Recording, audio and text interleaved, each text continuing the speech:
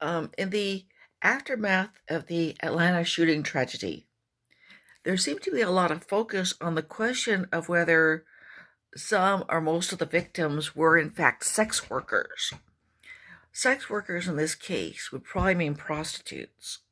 It could also mean massagers who give basically a massage, but also end it with a manual sexual release.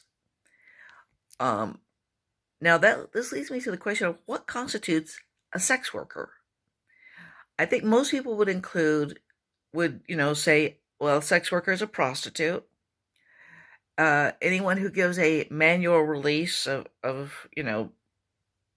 masturbating the person is a sex worker, and a stripper is a sex worker.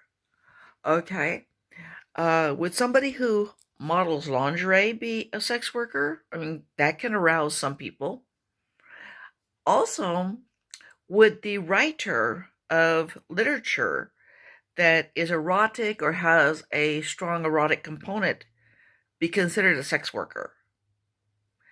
If we consider writers who have a strong erotic component in their work to be sex workers, would that mean that D.H. Lawrence is a sex worker? Henry Miller was a sex worker? Anais Nin was a sex worker? Leopold von Sacher-Masoch was a sex worker?